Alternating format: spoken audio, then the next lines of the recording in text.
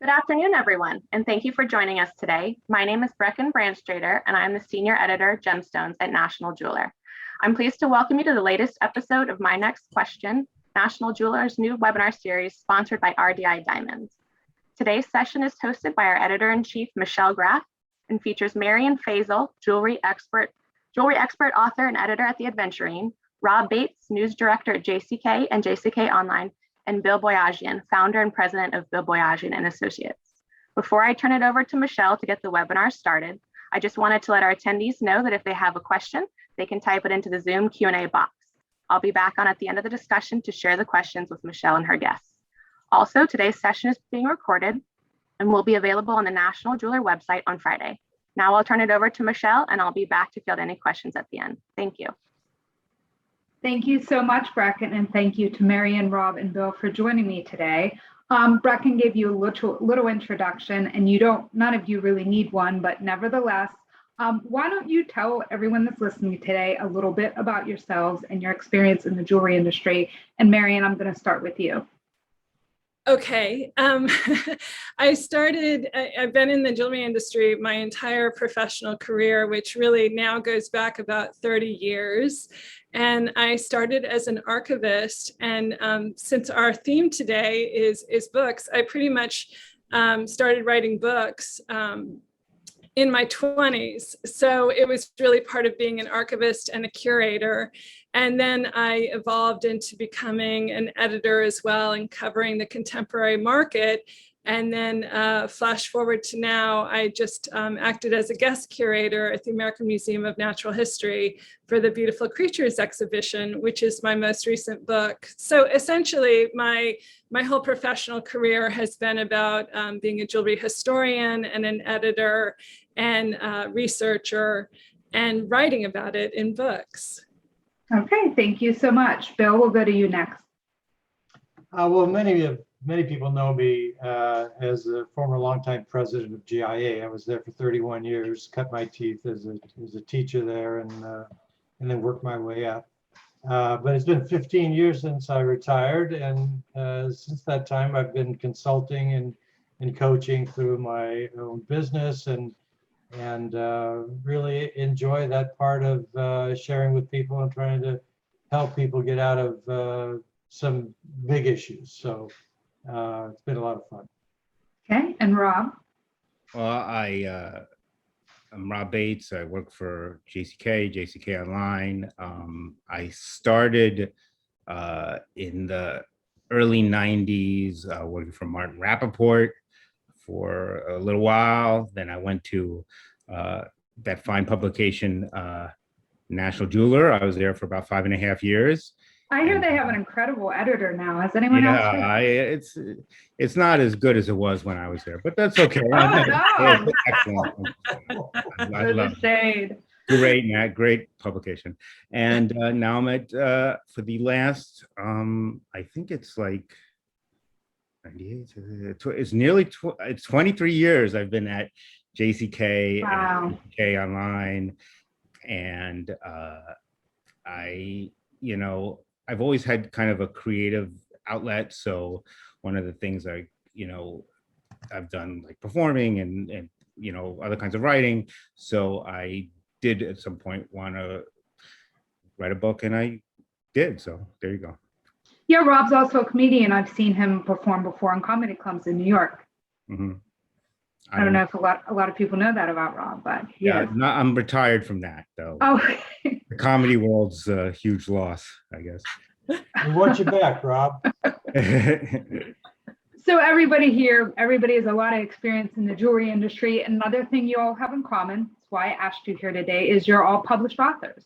So why don't we talk a little bit about your books? How many have you written? And can you tell us a little bit about your latest? And Rob, I'm going to bounce it back to you. So when I first started at JCK, we had a guy who worked with us who'd written a couple mysteries, and one of the last things he did before he left was he was actually one set in the diamond industry, and I helped him a little bit about it, and I'm actually mentioned as a character in that story. And we kind of like decided, let's collaborate. So it's kind of in the back of my mind to be something I do one day. And at one point I met a friend of mine who's published a lot of books, and he introduced me to his publisher, and I said, hey, you don't have an idea of diamond industry mystery? And he gave me some pointers. Like, for example, he told me to make the main character a female, because that's a target audience, which is not something I normally would have come to me. And I just started doing it, and I thought I kind of like the idea of just writing just for writing and not having to worry about selling it necessarily until the time came when I had to worry about selling it. So eventually I got an agent and a publisher, and the first one just came out. It's a diamond industry murder mystery called The Murderers Forever. The second one is, there you go. And there it is. And the second one's going to come out in February. Oh, It was not a girl's best Joe friend. has his copy too.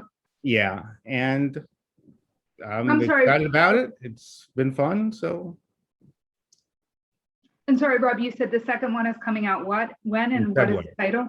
In February. The second one is called Murder is Not a Girl's Best Friend, and it deals with social issues like conflict diamonds and artisanal miners and things like that.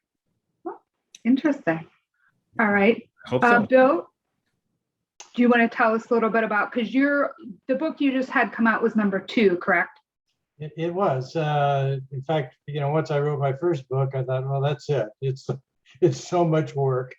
But I'm calling it my COVID book because I'm not as busy as everyone else, perhaps, in November, December, because I try to leave jewelers alone.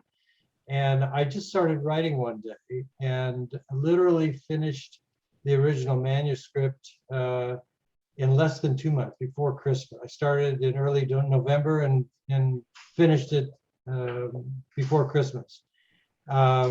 It's based on my experience in coaching and working with family businesses, and in particular owners who need to learn how to let go, and millennials who need to learn that life balance means not just being married, perhaps, but being married to your business also. And so I try to just share insights and thoughts that owners need to walk through in their own mind, and then the same with the next generation. So it's really generation to generation, and that's mainly the people that I work with now in coaching. And it is Family Business Succession Planning. This is Bill's book. Okay. Marion, I left you for last because I believe you have the book that just came out was your 9th? Yeah. It's a crazy addiction. And well, Bill and Rob both seem to have caught it because they're both on their second already. Yeah, I think it's a funny thing I should mention, I realized when I was doing my introduction of myself, I didn't mention my day job, which is that I have my own online magazine, The Adventuring, which covers all the things I love, jewelry history and the contemporary market, and brings it all together. But I'm like, what was the question? Oh, your books and what your latest book. Yeah, I feel honestly, it's funny. No one's ever asked me about the process of writing books, but I've always done them. And as I said, it's always been an extension of just my work as either a historian, well, really as a jewelry historian. And I think that writing books in that capacity, it's kind of like, I guess you think of it like art books. They're always, books with photographs. They're not, they're nonfiction. And so it's part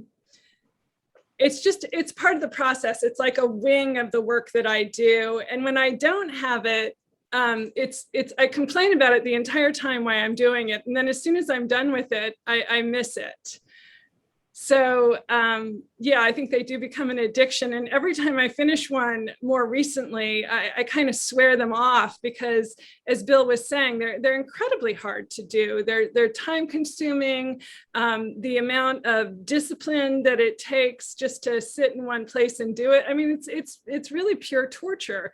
And you know, so I don't know why I love it, but I would like to move into the fiction category like Rob and, you know, write just, you know, whatever I wanted to say about the jewelry. I mean, I know there's more to it than that, but I fantasize about moving in a different direction. You know, actually, I have a friend who is, she's a mass market novelist, and she includes jewelry in her books. And she also has a company where she represents, you know, different novelists. And she had a very good year, you know, because I guess people were buying a lot of books, you know, while they were in COVID lockdown. And so she represents these romance novelists. You know, people, honestly, if you're not a romance novelist fan, you might never have heard of. I hadn't heard of them. And I said, really, what does a romance novelist make for a living? Does anyone want to guess? $1 million a year? Yes. Wow. Ones that we've never heard of. And I thought, you know, I need to move, I need to pivot over to the other ones because you know, jewelry history books are definitely labors of love. I have no idea if I answered your question. No, well, you didn't mention your book. You should support your book, but you also can move in the direction of making $1 million a year from writing. Yeah. My most recent book is, it's a companion piece to the exhibition that I curated at the American Museum of Natural History, and it's on animal-themed jewelry. And I really, I did love doing it very much. And it is, as I said, it's a companion piece. So all the jewels in the book are in the exhibition at the American Museum of Natural History, which added another layer of pain, you know, because I had to secure the jewels for the exhibition in order for them to be in the book. But it is a treat to be at the museum and see everything. I've never had that experience before, where everything that's in the book is actually in a room, you know, uptown, and it's really fun. And I've seen it before, and I've read the book, and it's an amazing exhibition. And you should if you are in New York or will happen to be in New York. Marion, how long is the exhibition going through? Only till September 19th, and it's a little tricky. You really need to sign up online, and because the museum's not open on Monday or Tuesday. Right. So you have to get up there on the other days, and it can get quite crowded. So I always tell people, if you can, you know, try to go at 10 a.m. when it opens. Right. Yeah.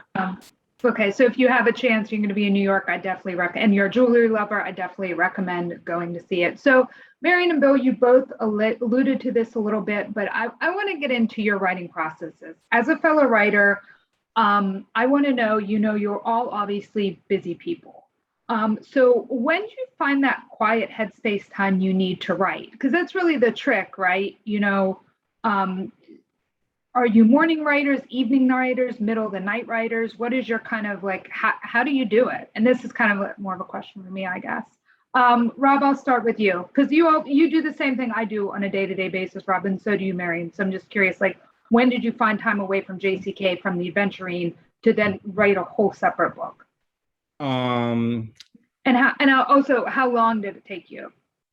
Yeah, so I mean, I don't think my work habits should be a role model for any person, because they're so undisciplined and terrible. But yeah, but you got it done.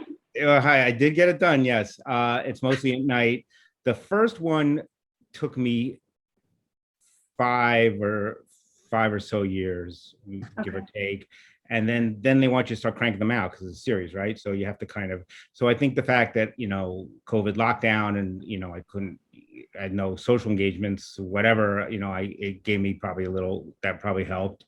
And, you know, I usually procrastinate and, you know, end up writing late at night, but I do try to give myself, at least for the month, like a certain amount of time that I write, you know, And I was actually just reading that Victor Hugo used to have his servants like steal all his clothes when he was writing, so he couldn't leave the room until he was finished. So, and this is before the internet, so you can imagine even back then they were having trouble getting with distraction and stuff. But Right. so I'm gonna try that. No, just kidding. But You can have Michael take all your clothes out of your room. yeah, That'll be perfect. exactly. But yeah, no, you just, I just force myself, and it's kind of like a ongoing war sometimes. But I do enjoy it, when I'm in a groove, and I usually end up getting it done. Bill, what about you? Rob answered the question. He's a middle of the night writer. I'm a morning person. I mean, I get up at Okay. 5:30 every day, and I'm pretty worthless after about 9 o'clock at night anyway. So I'm a morning person. The first book I wrote took about 8 months, but it was a book that I had in my head. The title is Developing the Mind of a Leader.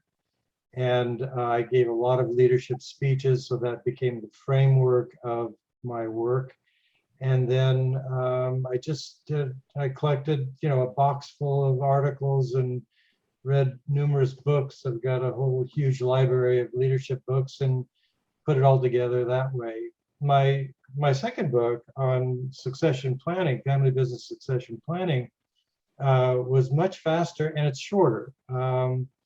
I wanted to write a book that was written to owners, and it's based on my experience over the last 10 years in working with family businesses and seeing some of the, frankly, dysfunction that infiltrates a family business from the family itself. And so it's really a book of advice on what to do, what not to do, imploring the owner to learn to let go, asking millennials to be prepared for the next step in their life. So I use a lot of examples, frankly. There's probably 30 or 40 examples in the book, which my editor felt was the strength of the book, of actual examples of people that I've worked with that have had these issues. And so I tried to share those issues as openly and honestly. Obviously, names changed, of course. If anybody calls me, or any of my former customers call me and say, "You were writing about me," I'll say, "Hey, if the shoe fits, wear it." It actually applies to a lot of different people. So I just tried to share my knowledge, and obviously I do this for a living. So it's a way, a book, a nonfiction book, is a way to establish yourself if you are a service provider or have credibility in your field. And what you want to be is an expert, and that's what I tried to put forth. And Bill, did you draw on then? I know I understand fully what you do with businesses, with helping them transition from, owner to child or owner to manager who wants to own the store next. So did you draw on notes? Like, did you take copious notes when you were working with these various jewelers? And then did you kind of go back to your notes and like, oh, I remember this situation we had with X jewelers, like this is a good anecdote to put in the book, or like this situation I'm going to include because it repeated itself several times. Were you able to draw? Did you keep a lot of notes? All of the above. When I go into a business, I go in, I really get to know the owner really, really well. It's really critical in order to give good advice, you really have to know what makes their heart tick. And so at the end of every engagement, I write a detailed analysis of what I saw, who I spoke to, what they said, and my recommendations and suggestions for next steps in the process. And so, I mean, look, I live, these people become friends of mine, and I live and die with their pain and their challenges. And so a lot of it is just top of mind. I mean, and there are so many similarities, not just in the jewelry industry, but any business owner that wants to make a family transition to a son or a daughter or another relative has to fight through the issues that, happen in a family business. Yeah. So that's, it's top of mind. It's in my heart. It's in my life because I live it. Quick anecdote. When I asked my wife to read it, Joyce said, she stopped after about chapter 2 and said, I know all this stuff anyway. I've been hearing you for years. So anyway, that's a funny little anecdote. Well, I guess you won't be asking her to write any reviews then. No. I've read all this before. Don't bother to buy it. Marion, how about you? When do you find time to write? Because you, like Rob and I, are professional writers. So when are you doing a book like Beautiful Creatures? Middle of the night, in the morning? In the morning. I'm like Bill. Right. I'm kind of an extreme morning person, to the point that when I'm really deeply in a book, I can get up at 4 in the morning.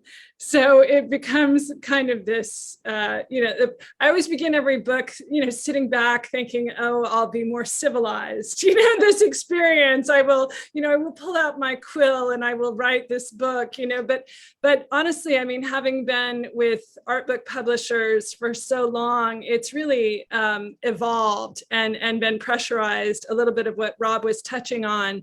When the first book I did in the mid-90s, you had years to do the book. It was with Abrams, and it was, they really respected that research and the time investment that it took. And, we would go to the library. I had a co-author, Penny Prado, and we would go to the library and you would research, and it was, quite luxurious in retrospect. But the last 4 books that I've done, the deadlines are just brutal. I mean, I'm talking about months. I had 4 months to do Beautiful Creatures. That's unbelievable. Yeah, it was unbelievable. And then, I mean, I didn't. So were you up then at 3 a.m. on some days? It's possible. It's totally possible. I think the thing with being an extreme morning person is just not to worry about it. You know what I mean? It's like with some people, when they have jet lag and they talk about, well, it's this time in New York, if they're in Europe, you just can't think about it. You just have to do it. But yeah, publishers, they want an extremely quick turnaround now as soon as you get a contract. So, you draw on the experience that you have and you drive, in my case, I shouldn't say you, I drive archivists crazy, that I'm working with, and it's a very intense experience. Right. I can't believe that looking how beautiful this book is and how well written, I can't believe you did that in 4 months. Congratulations. It's amazing. Well, I should add that the 4 months is the time that I'm given to write the text when it's filed, and then the editor goes through it and they take their time to do with it. And it seems to me they have almost as much time as I do, which does not seem fair. And then you deal with layout and production and the photographs and things like that. So the whole process takes a certain amount of time, but as the writer, you're given no time nowadays to turn something around. It's crazy. It is crazy. So I want to talk a little bit too about, we talked a little bit about when we write, but I also want to talk about something that I think is very useful to people today, whether you're a writer or just working in any kind of job, and that is figuring out, like, how do you shut out distractions and focus and get something done? I want to read one of my favorite quotes from the past year. And this is actually, I ran across while writing Elsa Pretty's obituary. And Marion, I have to give you credit here. You posted the link to this video, which I found incredibly helpful in learning about Elsa when I was writing about her. She said, you might know this quote I'm about to read. So in the video, she's talking about her design process. And she said, somebody asked her, like, how did you manage to make all these like timeless, beautiful designs? And she said, think about when you design. It's as simple as that. Think, not the phone ringing. You think about what you do. It's so simple. And that just struck me because it's so true. Like you have to shut out distractions and focus. But how do you do that? Do you, as writers, turn off the internet to write? So you're not distracted by your phone dinging or just, tempted to look at Instagram or Twitter. Marion, I'm going to bounce back to you. I remember Elsa said a variation on that statement to me once when I interviewed her, and I thought, you know, she's saying, oh, it's simple. This is what you do. And I'm like, but look at the results. You know, it's so much. I think it's very difficult to be as, you know, she's so talented and brilliant. You know, it just depends on how it's going. If things are going badly, you can't help but, you know, try and procrastinate or be on the internet or look at Instagram, you know, and if things are going well, you don't think about those things. So it really just depends, you know, it depends on how it's going. I mean, I think that's such a paradox with writers, right? Like, it seems like if things are going badly, that's when you should really buckle down and focus. But that's when, as a writer, like when a story's going sideways, I'm running from it. I'm finding every excuse to do everything else on my to-do list before I'm like, that is a mess. I do not want to deal with this story that's going sideways and not going like I thought, and I can't get in touch with people. But that's, yeah, I know exactly what you mean. One thing that actually really works for me is, I mean, yes, distraction. I think distractions for me, when I'm seated at my desk, don't work, you know, that's just distractions. But I find it's so old fashioned, but if I take a walk, it actually helps me a lot. Yep. And I think there's something scientific to that, but you know, you always see in like the Jane Austen movies, you know, they head for a walk and I'll just take a walk, you know, and I really do find that that helps me think. Okay. All right, Bill or Rob, like, how do you deal with distractions, and do either of you turn off the internet when you write? I get up early, and so I'm alone for a couple of hours usually. And I write when I read a lot. I mean, I think good writers read a lot and they get ideas. And then I do a newsletter, and I'm writing all the time. I'm writing to my clients. I'm a communicator by nature, and so it comes very easily. What I can't do is try to schedule the time. Well, I'm going to stop everything, and 11 o'clock in the morning, I'm going to start writing. It doesn't happen that way. You have to write when you have the vision, when you have a spark. And, you know, even my wife will sometimes say that I just get in this zone. I get in this cave almost where everything is shut out automatically.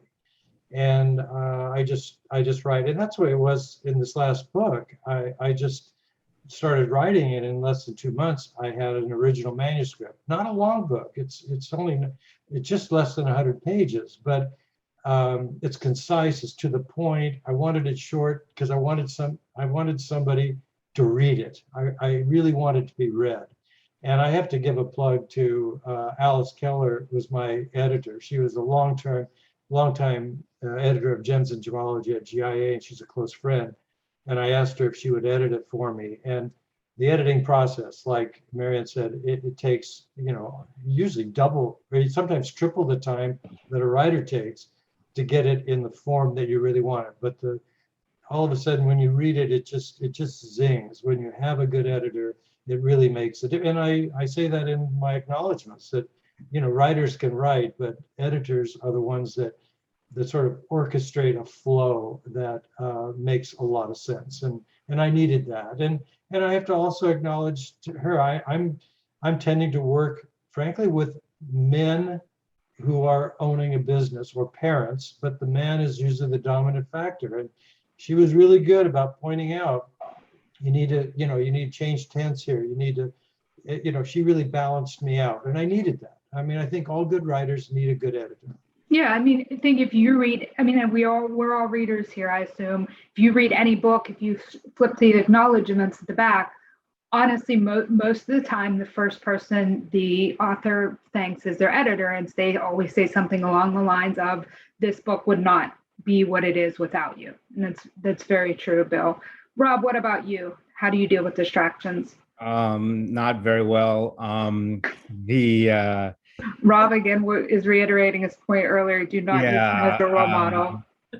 I used to have this program on my desktop. I have this program called Freedom that shuts off the internet, and to get it back up, you have to reboot.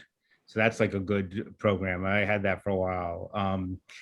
You know, it's tough, you know, especially during COVID when I have my wife and my son in the house. And plus internet is always, always beckoning you with some thing to read. So it's tough, but I think you have to find your own time, and that's something, again, I think that's why we're talking about the extremes, like either early morning or late at night, where kind of nobody's kind of bugging you. So yeah, it's just a matter of focusing on it. And sometimes as you mentioned, I think when it's going great, it's no problem. And I think one of the things you try to do, especially when you do something creative, is like turn off the inner editor and just kind of let the ideas flow. So you just kind of like say, okay, this is going to be a terrible rough draft, and just kind of write it. And I mean, because of my day job, I will say that I'm very used to writing to a deadline, like to, making a daily deadline and kind of getting it all out in kind of quick, short bursts. So to like work on a big project is it's a different kind of way of thinking and of organizing yourself. And it's, as I've mentioned, there's been challenges, but I try my best, as we all do. Isn't it true though that at the end of the process itself, it's so gratifying. I mean, it's just I don't know, it's like hitting a grand slam or something. If you're a baseball player, it's just the feeling of accomplishment is great. I think that's one of the things that motivate us. Yeah, I mean, I've not written one, but you still feel that same satisfaction when you finish a long story. Like not the stuff we kind of have to crank out, for lack of a better term, on a daily basis. But when I finish something long, 2,000-3,000 words for one of our magazines, and you're like really happy with the way it turns out. It's so gratifying. And those are the stories that you really hang on to as a writer. I agree. You're really happy. Having done writing and reporting for so long, it's a little more, I'm a little more confident than when you just kind of put out a book into the world and you have no idea how people are going to react. But how it's going to be received. Yeah, it's a nice feeling. And then I like for about 2 seconds, and I worry about the next one or whatever else, and COVID or whatever else drives me nuts. Well, everyone today has more than one book out, Rob. Well, your second book's going to be out this fall, you said. So do you have a favorite? I mean, Marion, we'll start with you because you have more books than anyone. Can you look at your books and say, yeah, I think this one turned out the best, or this is my favorite because of X reason? I like them all for different reasons. I think that there was a long time when I talked about a book I did called Bejeweled, Great Designers, Celebrity Style, because it was smaller format. And I felt that it really it covered all the designers that I loved. And, it said what I wanted to say. We actually took 5 years. I did that book with Penny Prado, and we took 5 years to do that book.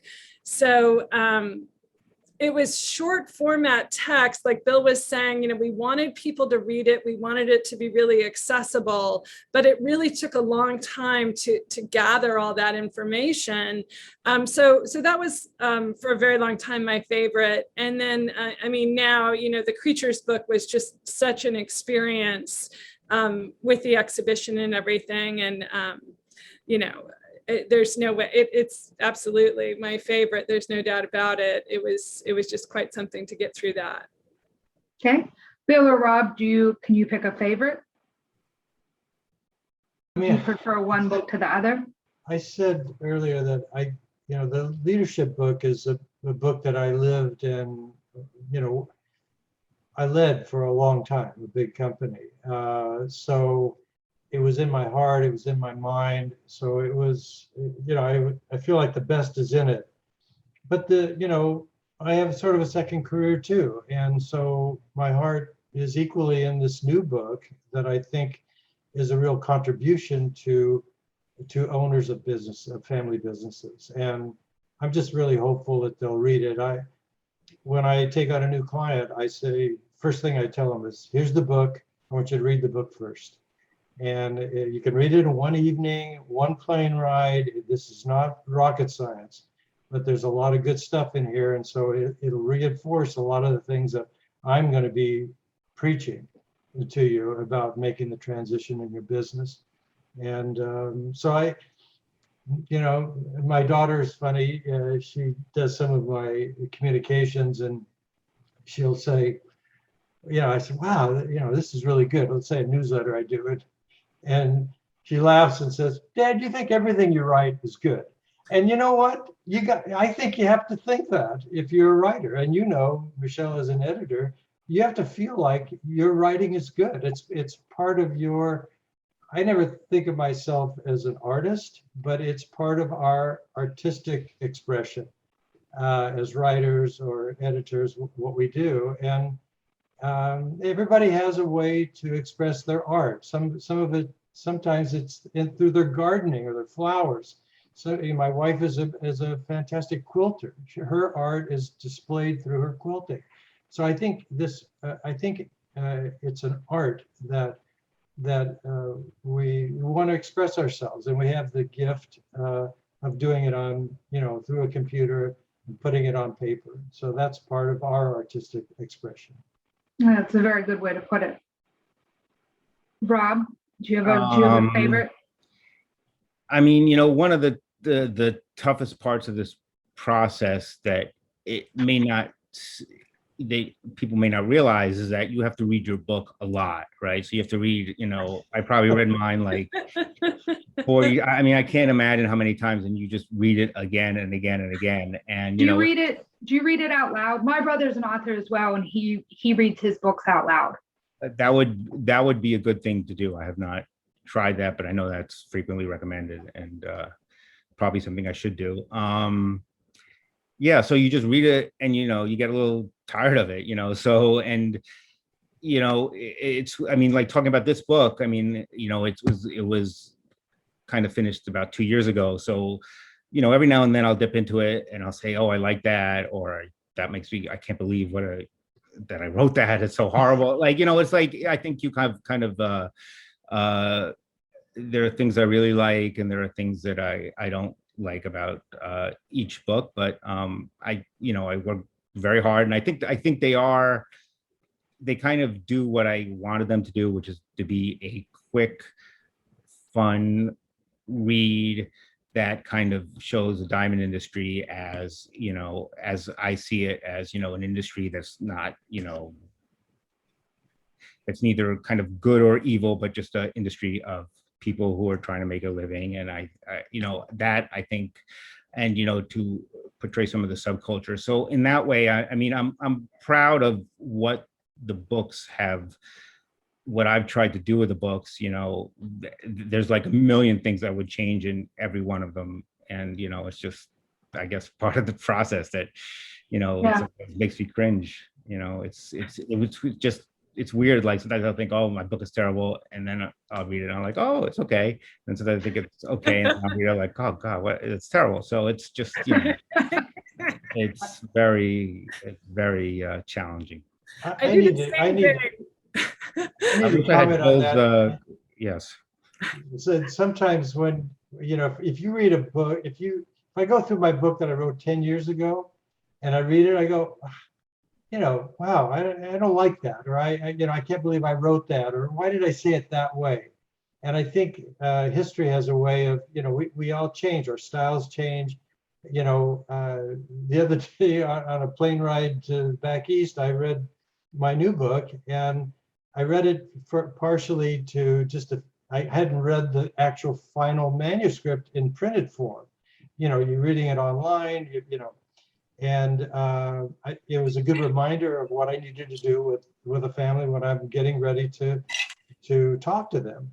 And so, but I think 5 years from now, I'm going to read it again, and I'm going to say, gee, I don't like what I said there, or I think I was too harsh there, or shouldn't have done that, or anyway, 6 of one, half dozen of the other. It happens over time. Time has a way of changing things. But Marion, did you want to add something?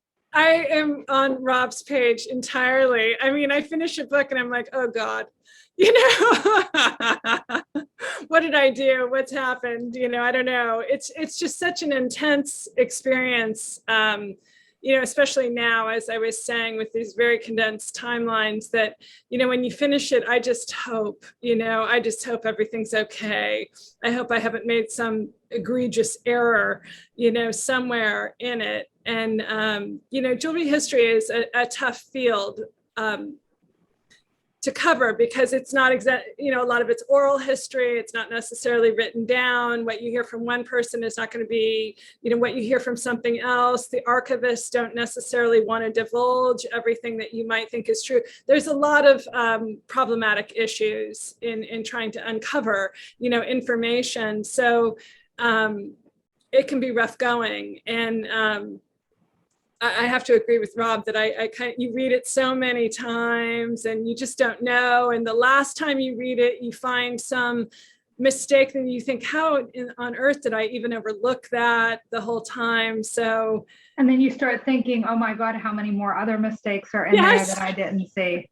Yeah, but then, you know, it is true that, you know, once a little time passes, you know, often you do look back at it and it's like, oh, okay, I did all right. I did okay. I said some good things there. So it's a lot.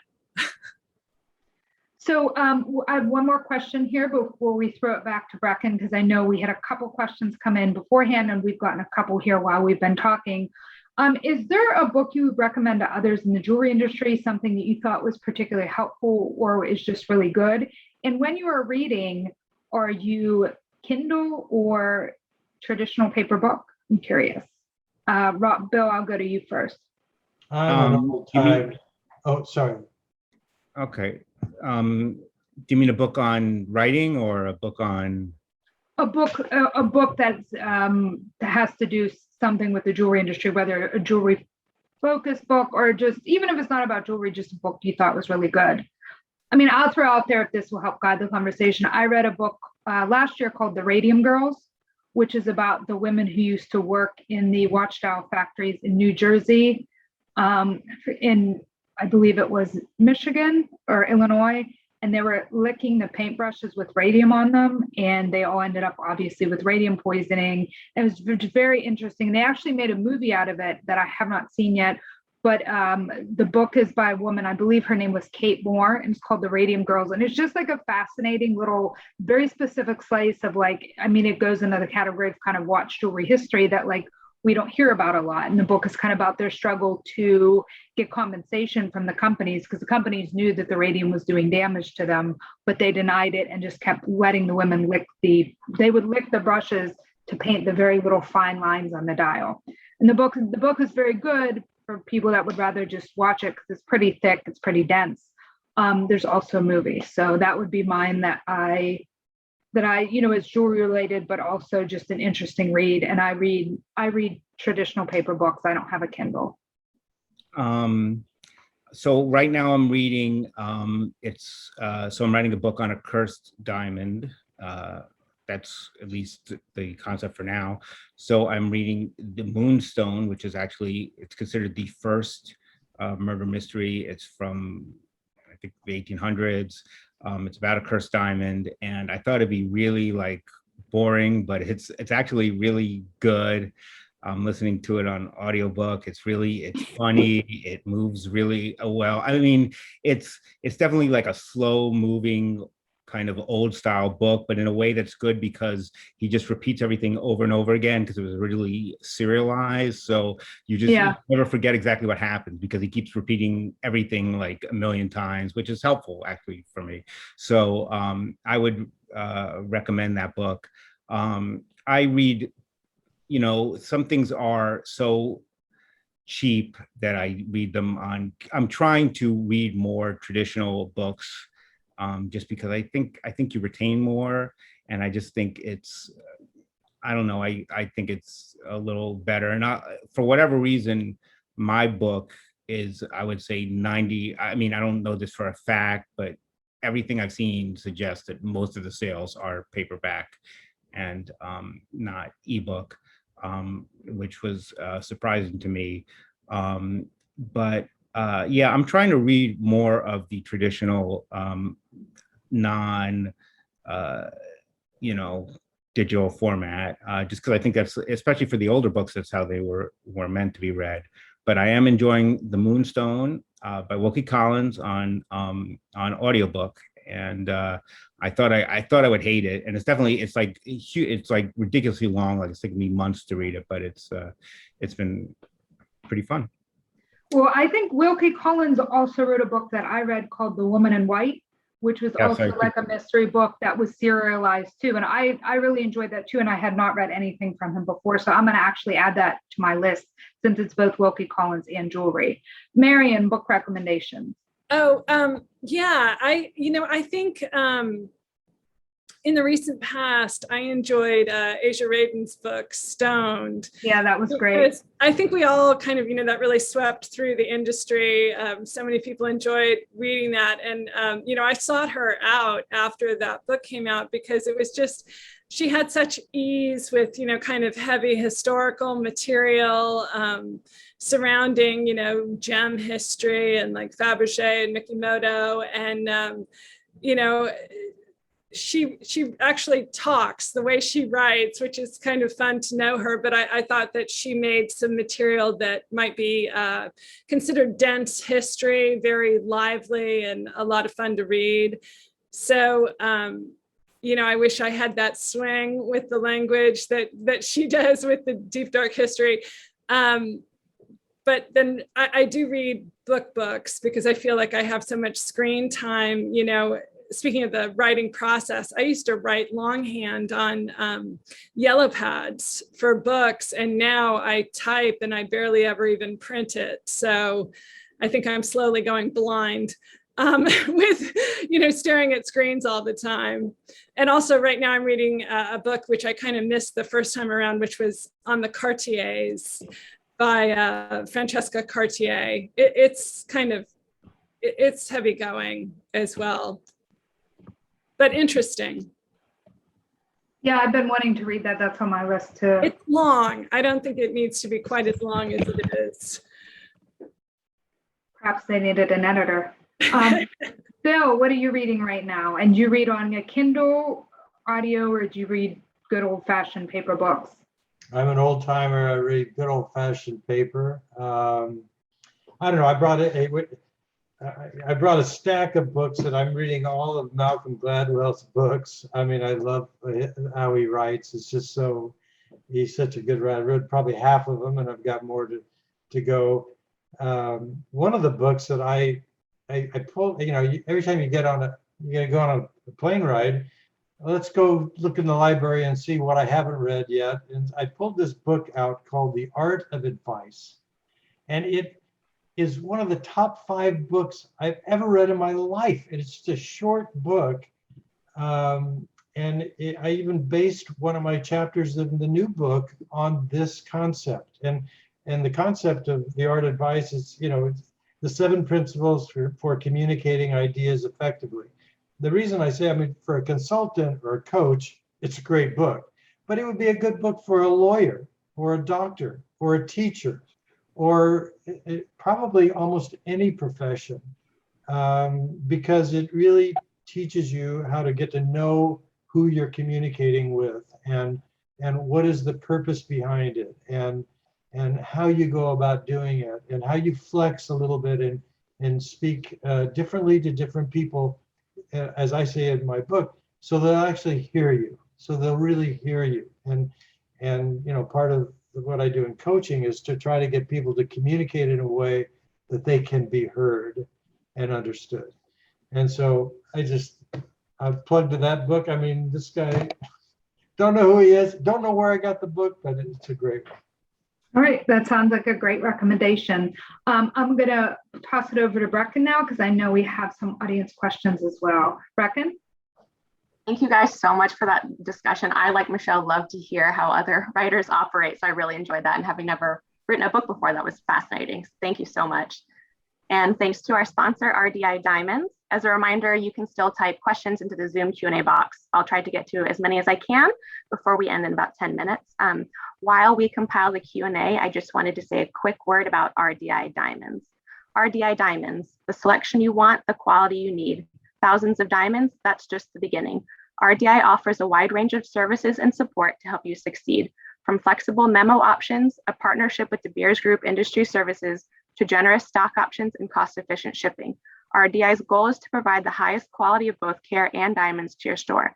Visit rdidiamonds.com today to learn more. So now to jump into our listener questions, we got quite a few from people who I think are really interested in your process behind it and who are maybe considering their own books. So the first one I want to start with, and I'm really interested in this as well as from a writer's perspective, is how do you guys go about organizing your research? I know that's a loaded question, but maybe to, quick and dirty, how do you go, well, you've got all this stuff in front of you, from specifics to where are you keeping it, how are you organizing it, and then how do you translate that into, text of a book? I don't mind starting out. A lot of my newest book is based on articles that I wrote or messages that I gave. And so what I do is a lot of times I'll look at what I've already written and say, well, this could fit here and this could fit here. And then, you really don't have I like to start with some kind of an outline to where I start and then where I end up. And so I just take a lot of things, at least in the last book, I took things that I'd written before and said, this could go here and this could go here. Oh, I've got another example here. So all of a sudden, there's a chapter on preparing the successor for their next step in business. There's another chapter on everything that a owner needs to think about as he or she approaches retirement. So all of those areas go in this chapter. So I try to, start with what I've got or what I've done, and then see where it could fit. And then all of a sudden, miraculously, somehow it comes together. Anyway, that's my process. Okay, great, thank you, Bill. Rob or Marion, do you have anything you want to add to that?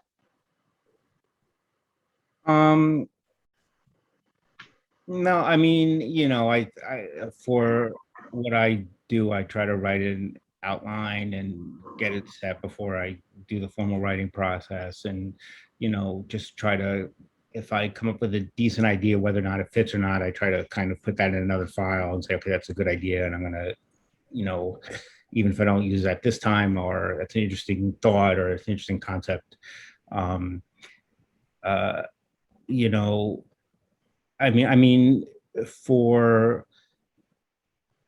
would say, for my nonfiction writing, which is the bulk of what I do, I just have a pretty good memory of, especially for the topic I'm very interested in or passionate about. I just make sure and take note of things that really, make an impression on me and organize it that way. Yeah. Okay. Thank you. Yeah, I was thinking back on the process of doing the Creatures book, and for me, while it, I only had 4 months to write it because it was an exhibition and it was with a museum, I had to present an awful lot for the 9 months leading up to writing the book. And so I feel like over time, this is not good advice, I have de-evolved from where I used to be when I began life. I feel like everything used to be very organized and there were files. And this is true in this instance. I think I am very organized, but the amount of layers and times that I had to do this, one of my things on my list of things to do now is clean my computer, because I have so many drafts and evolutions of what was going on the entire time, and jewels coming and going and categories and things like that. So, I guess my best advice is to be as organized as possible. Take that extra second to put things in the right folder, because once it gets going, it does happen fast. Yeah, that's a good point, Marion, because somebody just commented, in terms of specifically also organizing it on the computer, he was asking, do I need a separate computer? You know, she has so much information. So I think that's an interesting point of, you know, physically kind of speaking, how are you keeping it clean? And you mentioned, you know, going in and cleaning it out and getting rid of stuff you don't need and keeping it all, which is interesting. Yeah. There's apparently programs that are good for like Scrivener. I haven't used them yet, but Scrivener, and there's all sorts of programs to help you organize your thoughts in kind of probably better ways than I do now. But it's one of the things when I say when I have a lot of time, it's one of the things I want to experiment with. It's one of those programs. Yeah, great to know. Thank you, Rob. And to sort of follow up on that, how did you guys go about finding your publishers or publisher? I self-published. Okay. So I didn't want to take the time to do that. I only printed 1,000 books, and it's giving a lot of them away. And I use a lot of them for my consulting and coaching and trying to help people. So I mean, I'm selling some books too, you know, but for me, it's not writing a book because you're going to get all your money back or, you know, become a multimillionaire. Right. You're not looking to be a romance author. No, I'm not looking to be I probably don't have the romance skills anyway. So I'm looking to be a romance author. Oh, okay. Marion's looking to cash in. So I think that's so funny that you give your book away, because I mentioned earlier, my brother is an author, and when he wrote his first book and it was published, he was asking his publisher for extra copies to give his family. And the publisher, he was like, no. He's like, who do you think's going to buy your first book? He's like, your family, that's it. Don't give your book away to any members of your family. Make them all buy it. And I thought, like, you know, it's like, yeah, 90% of his sales on that first book were probably just people he knew, like family, friends. But again, it depends on if you're why you're right. You know, again, I consider it a form of, you know, I like to do two things. I like to help people, and I like to express myself. And that's a form of art that I enjoy, and I can afford to publish it myself, and I can afford to give it away. I had a friend that I gave the book to the other day, and he read it, and he said, can I get another book, but I want to buy it. And I said, you can't, you know, you just took me out to a very expensive dinner, my wife and I'm going to make him pay for this when he just spent $250 on me? No, I'm going to give it away. But I mean, look, I can afford to do that. So maybe everybody can. Right. Yeah, my brother's trying to make novel writing his like supportive profession. So that's a different thing. Marion, I'm sorry, you were going to say something. No, I was just going to say, because, you know, I assume perhaps there's people in the audience that would like to write books about jewelry or the history of jewelry. If you're in the non-fiction, you know, idea, it's an interesting thing, because it does kind of, the jewelry books are, you know, they're not massively popular. You know, they're popular with a cult audience. And my experience has been that different publishers dabble in this field because certain editors will take it on. So the first several books that I did were with Abrams. And then I did a series of books with Asseline, you know, who was heavily into the jewelry category at one point. And now it's really Rizzoli is, they have a couple of editors that really love the jewelry category. So if someone wanted to write a book or pitch a book, that's who I would recommend targeting. And then another thing that, like, I know some people actually at a, you know, a very well-known jeweler right now, they're looking to do a book for a big anniversary. And they were just talking to me about kind of how do we do a proposal. And again, the best advice that I can give people is go ahead and write a couple of chapters, certainly do an outline, which is like a table of contents, and then look at the kind of description in Amazon where it'll say, you know, the trim size, which is the literal size of the book, how many photographs you want to have, and how many pages you project it to be, and who's your audience and why it should be done. And that's just very practical information that you always have to go through in the category that I do. And there is a slight audience, a slight cult audience, and if you have a publisher's enthusiasm, you can get a book published. I know someone right now who's in the final throes of getting a book done with Rizzoli, so there is an interest. But be ready once you get that contract, because it's going to go fast, the process. Amazing. Thank you so much, Marion. We did have a question about, good resources to consult for creating a proposal. So I appreciate that little bit of insights as well. I did want to throw it back to Rob really quick to see if he had anything to add about publishing from a, fiction perspective as well. I mean, it was a lengthy process. If I were younger, I probably would go to parties where there were agents and stuff like that. I didn't do that at this time. I mean, I just mostly sent out emails, and it was definitely a lengthy process, but I did get a very nice agent and a very lovely publisher. And it took a while, and you have to have a thick skin. Let's just put it that way. Especially, you think, okay, Diamond Mystery, it's going to be huge, but it's not everybody perhaps thinks the way I do, but it's there's a lot of resources online, and I would suggest following them to the letter, because that's if you're a book agent or a publisher, you get inundated with this kind of stuff, right? And the easiest thing for them to do is reject. So if there's something about your letter that's not professional or that kind of turns them off, they're like, okay, I can get this off my list, so make sure you follow everything to the letter and to be extremely professional. And it always helps, to talk to people who've been through the process and to get feedback on people who've been through the process. That's the best advice I can give you. Awesome, thank you. I'm going to throw out one more quick question, because I think this one is probably in many people's mind, especially for jewelry books. So Marion, I'll throw this one to you, and then if anyone has anything to add.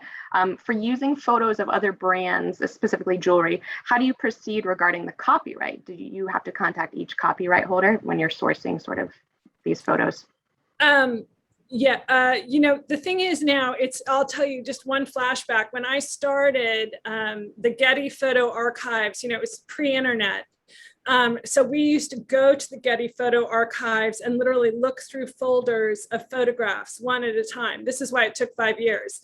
Now, almost any photograph, that you want, Getty really has a monopoly on images. So you have to go through the purchasing process with Getty in order to publish and use a photograph. And if it is for a book that's not a brand book, but an actual, like an art book, a jewelry book, it's remarkably not expensive. It's anywhere, $500 would be a lot of money for a photograph like that. It's usually lower down, like $200 even. It can be less. It depends on the print run of the book.